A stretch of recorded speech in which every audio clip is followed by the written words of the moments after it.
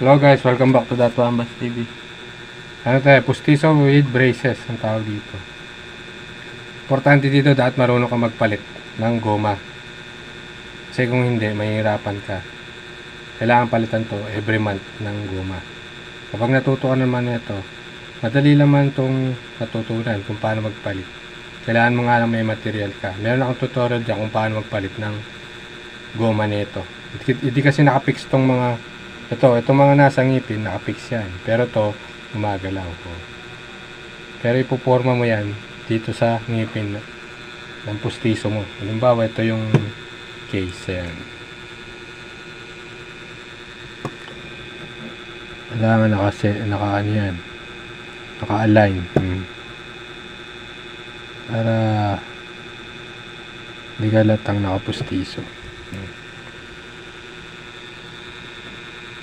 Diba? Hindi ma-focus eh. Yun. Ganyan siya. Papakita ko kapag nakasuot sa pasyente.